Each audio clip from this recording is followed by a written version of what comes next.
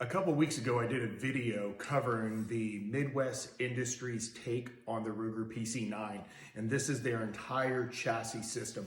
So we're talking about an entire rail here and the back of the gun to include the Magpul CTR stock and other features that you see on here as well. So you can find that video a few down.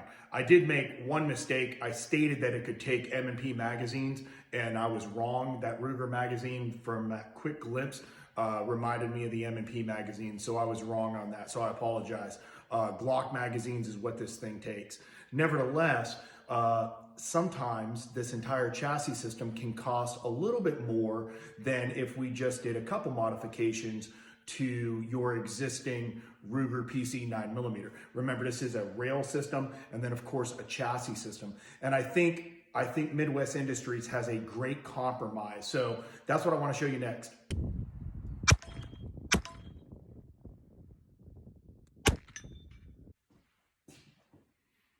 I have always fancied this kind of hybrid, and I know this is going to sound weird, but guns like the M14, Ruger Mini 14s, there's just something cool about it because you have this fixed stock style of gun with a very large magazine sticking out of it, and there's something cool about that. As I was saying, and we were chatting about a compromise. So one, I really like that this is a takedown gun. I think it's super cool. And as you can see here, the complete gun, we're dealing with a fixed stock and the Midwest Industries rail. Let's cover a couple things. There's like 42 M-lock holes where you can attach if you can't figure out how to attach something on this, then you've got issues. And I don't know what you're trying to attach, but there are plenty of attachment points for this particular gun.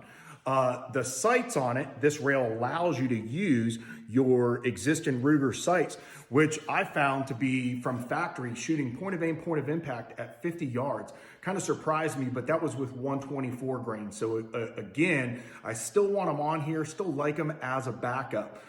Anytime you can always have backup iron sights, you're in a much better position.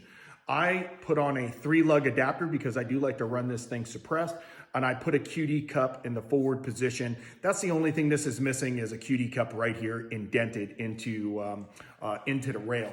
We do have another QD cup midsection, so some guys do like that setup particularly. I'm not a big fan of it. I like going right to the end of the gun, but that's just me. The other thing, right back here, is another Midwest Industries kind of who the crap is calling me? The meatloaf.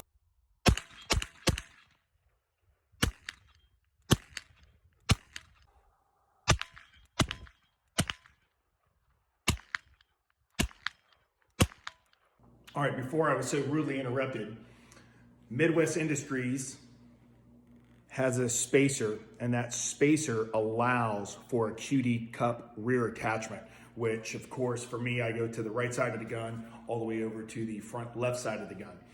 This is a 14-inch rail. They do another version where it's a 12-inch rail. For me, I like the fact that it goes all the way down to the end. I think it looks a little bit sexier.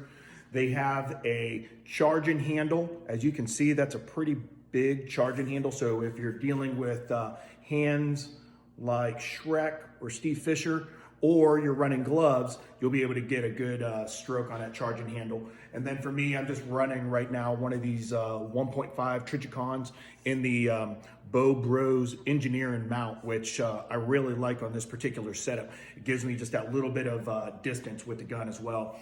I like to put a little bit of duct tape right there, and then of course I can roll it down to let more light in. And right now, the way I have it set, it's usually pretty good to where if it's bright outside, I've got a nice clean dot and ring. So just a little trick that you can do. In the olden days, guys would use inner tubes. So again, with this, it's a way to control the brightness for you either zeroing and or shooting.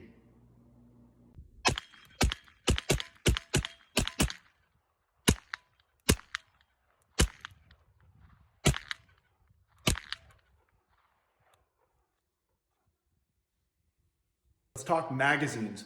This is a Magpul G26 mag, and even it fits without any type of interference from the magwell area. So if you really had to get low on something, or if you're bench rest shooting and you're shooting over a bag, or you're just trying to get a zero and you want to be really flat, again, it's another option for you.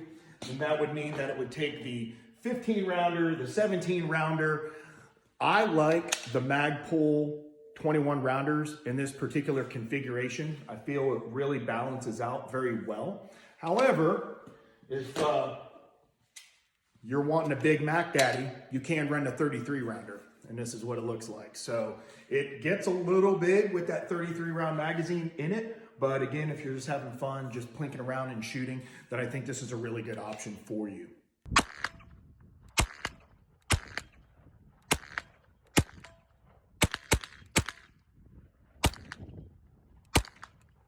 Lastly, a lot of the questions that I got last time were based around, well, would you utilize this for home defense?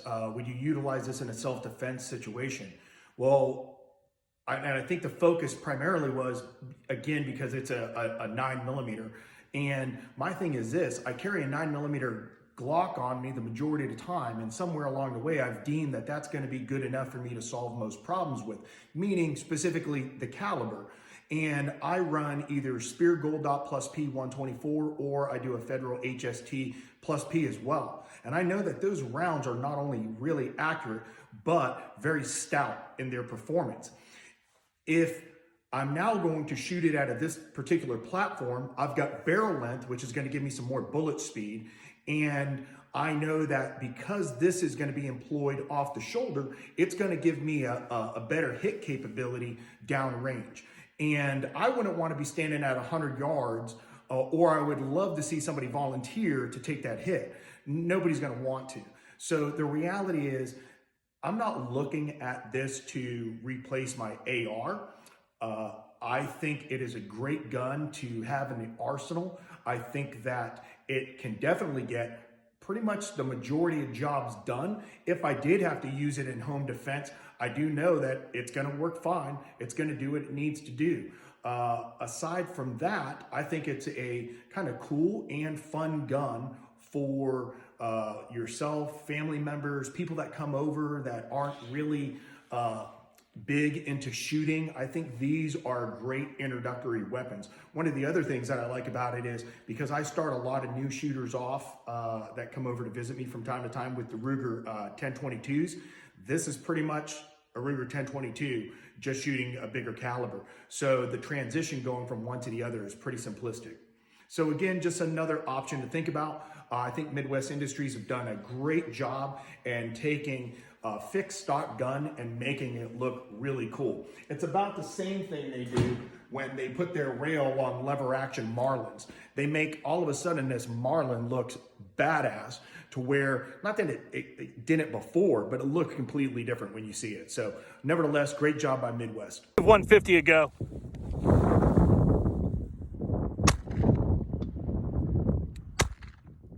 There we go. Hit the stand a little low, but pretty good window we have out here.